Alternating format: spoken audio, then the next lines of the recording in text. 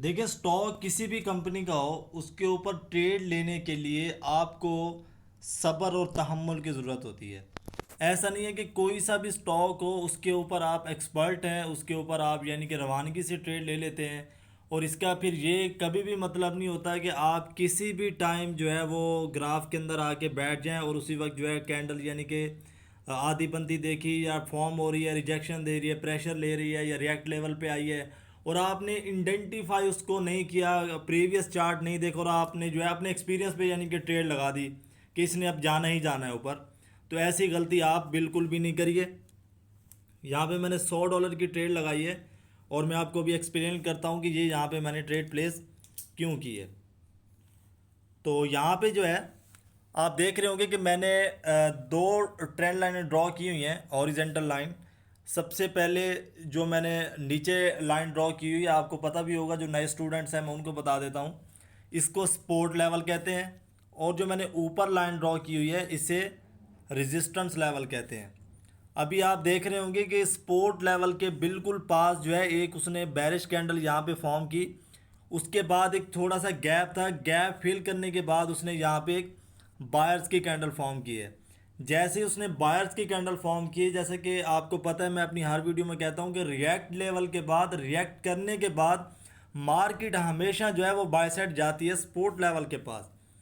तो यहाँ पे जो है कुछ ही सेकंड्स हमारी ट्रेड प्रॉफिटेबल होने वाली है और ये हमारी ट्रेड प्रॉफिटेबल हो चुकी है। तो यहाँ पे नेक्स्ट एंट्री हम लोग नहीं लेंगे यहाँ पे, क्योंकि रिएक्ट के बाद अक्सर ऐसा होता है कि दोबारा कोशिश करते हैं सेलर्स मार्केट को सेल साइड धकेलने की, यानी कि सेल साइड प्रेशर हो सकता है मार्केट का। तो यहाँ पे जो है रिस्की हो सकता है दूसरी ट्रेड यहाँ पे प्लेस करना।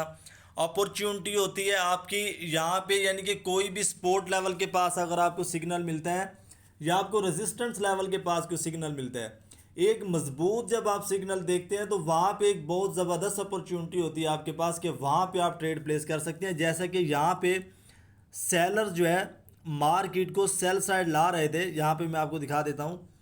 सपोर्ट लेवल के एन बिल्कुल पास, सपोर्ट लेवल के ऊपर ही आप जो है देख सकते हैं, यहाँ पे उसने बायर्स की कैंडल यहाँ पे फॉर्म की है।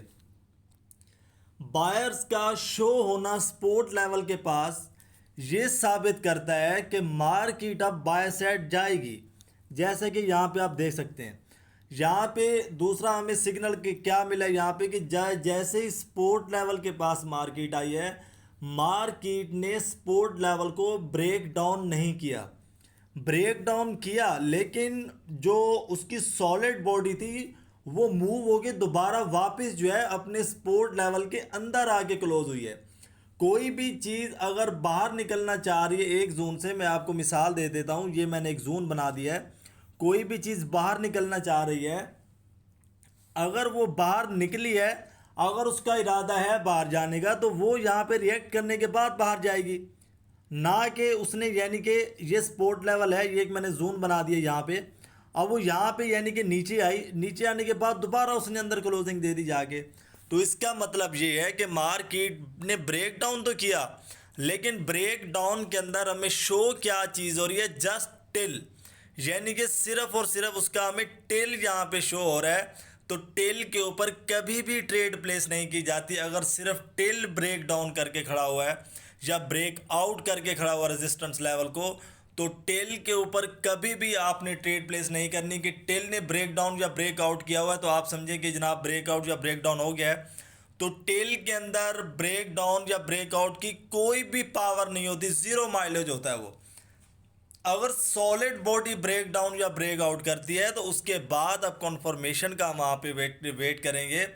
जैसे ही कॉन्फर्मेशन आती है, कॉन्फर्मेशन का मतलब क्या होता है कि एक कैंडल फॉर्म हुई, जैसे कि ये कैंडल फॉर्म हुई है, अगली कैंडल जो क्लोज देगी वो नीचे दे उसके, ये जो उसका क्लोजिंग प्राइस होता है या इसका ये बायर्स का क्लोजिंग प्राइस लगा लें, अगली कैंडल ने क्लोज ऊपर देना होता है। अगर वो ऊपर क्लोज देती है तो जब भी आप वहाँ पे ट्रेड प्लेस करेंगे, अदरवाइज वहाँ पे आपकी ट्रेड नहीं बनती। यानी कि यहाँ पे आप देख रहे होंगे, मैं आपको दिखा देता हूँ, ये इस कैंडल ने ब्रेक डाउन किया। अब ब्रेक डाउन तो उसने किया लेकिन वो दोबारा अपने सपोर्ट लेवल के अंदर जाके खड़ी हो गई। अब जो दूसरी बायर्स की कैंडल यहाँ पे फॉर्म हुई है, मैं आपको ये बता देता हूँ, ये वाली कैंडल, अब बायर्स की जो कैंडल फॉर्म हुई है उसने भी यानी कि सेल साइड हल्का सा 10% या 15% आप लगा लें कि उसने प्रेशर दिया, लेकिन उसने भी क्लोज अपने बाय जोन में दिया है जाके, यानी कि जो बायर्स का एरिया था, बायर्स का जोन था, सपोर्ट लेवल के अंदर जाके उसने वहाँ पे क्लोजिंग दी है। तो इसका यही मतलब है 100/1% कि मार्केट अब नीचे नहीं जाने वाली, मार्केट ऊपर ही रिएक्ट करेगी। तो यहाँ पे सेल साइड ट्रेड लेना इंतहाई बेवकूफ़ी होगी। तो यहाँ पे अगर ये बाय साइड की बनती है, दोबारा सपोर्ट लेवल है, मैं दोबारा बाय साइड जाऊँगा 1 मिनट के लिए $100। तो यहाँ पे थोड़ा वेट करते हैं।